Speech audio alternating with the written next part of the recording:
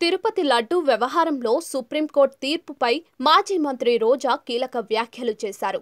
SIT విచారణ మొదటి నుంచి తాము వ్యతిరేకిస్తున్నామన్నారు. స్వలాభం కోసం చంద్రబాబు లడ్డూ కల్తీ అని ప్రకటన చేశారు. సుప్రీంకోర్టు సరిగ్గా విచారణ చేస్తే చంద్రబాబు అబద్ధాలు బయటకు వస్తాయని అన్నారు. సీఎం స్థాయిలో ఉండి విచారణ చేయకుండా, సాక్ష్యాధారాలు లేకుండా లడ్డూపై ప్రకటన చేశారు. జగన్ను ఇబ్బంది పెట్టాలనే ఇలా చేశారని పేర్కొన్నారు. మరోవైపు సిట్ను హడావిడిగా ఏర్పాటు చేశారు. ఈ సిట్పై తమకు నమ్మకం లేదన్నారు. ఇదివరకే చంద్రబాబు తీర్పు ఇచ్చిన నేపథ్యంలో డీఐజీ స్థాయి అధికారితో సిట్ వల్ల నిజాలు బయటకు రావు, సీబీఐకి ఇవ్వాలని తాము కోరుతున్నామని చెప్పారు. సిట్టింగ్ జడ్జ్ పర్యవేక్షణలో ఈ విచారణ జరగాలని కోరారు. మరోవైపు లడ్డూను తినాలా వద్దా అని భక్తులు అనుమానంతో ఉన్నారు.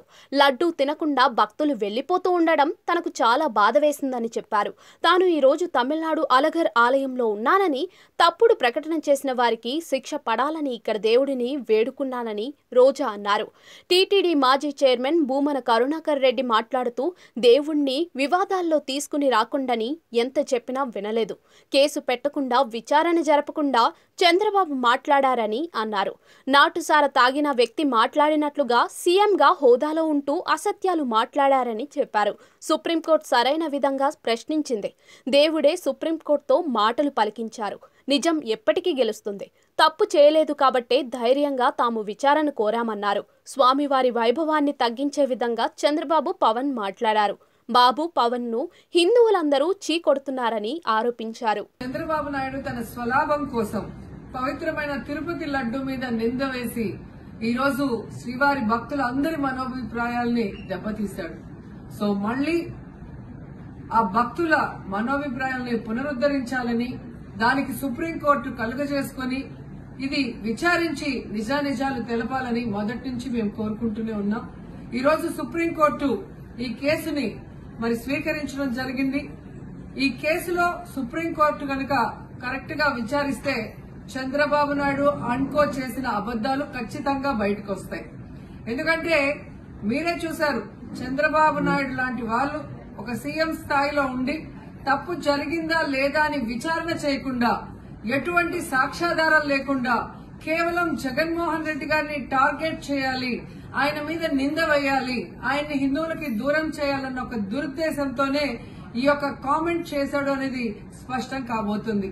ఎందుకంటే ఈ రోజు సుప్రీంకోర్టు ఈ కేసు తీసుకునేంత వరకు, ఆ డేట్ అనౌన్స్ చేసేంత వరకు సిట్ వేయనే లేదు.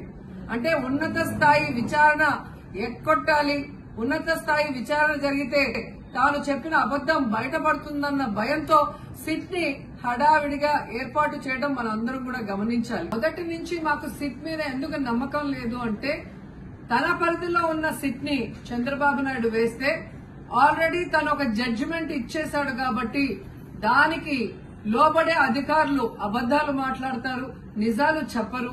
ఎందుకంటే ఈ రోజు సిట్ లో వేసిన అధికారి అడిషనల్ డీజీ, ఆయన కన్నా పెద్ద ర్యాంక్ లో ఉన్న టీటీడీ ఈఓ, ఐఏఎస్ ఆఫీసరు మొదట మాట్లాడిన స్టేట్మెంట్ కి చంద్రబాబు నాయుడు గారు అబద్దం చెప్పిన స్టేట్మెంట్ తర్వాత మాట్లాడిన దానికి తేడా చూస్తేనే ఈ సిట్ అనేది సిట్ అండ్ స్టాండ్ కి తప్ప దేనికి పనికిరాదనేది అర్థమైంది. అందుకే మేము మొదటి నుంచి అడిగాము, సుప్రీంకోర్టులో విచారణ జరగాలి, సీబీఐకి డైరెక్షన్ ఇచ్చి విచారిస్తే ఖచ్చితంగా మత కల్లోలాలు సృష్టించాలనుకున్న చంద్రబాబు నాయుడు అన్కో అందరికీ కూడా బుద్ధి చెప్పే అవకాశం దొరుకుతుందని.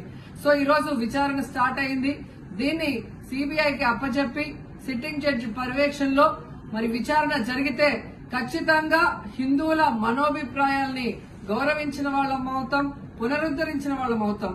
లేకపోతే చంద్రబాబు నాయుడు వేసిన ఈ నింద, పవిత్రమైన లడ్డూని తినాలా వద్దా, దీంట్లో కలిసిందా లేదా అన్న అనుమానంతోనే భక్తులందరూ కూడా ఈరోజు లడ్డూ తినకుండా వెళ్లిపోతుంటే ఒక తిరుపతి అమ్మాయిగా చాలా బాధేస్తుంది.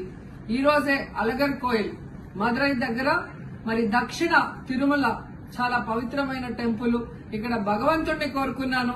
ఖచ్చితంగా సుప్రీంకోర్టు ఇన్వాల్వ్ అయి ఈ కేసుని విచారించాలి.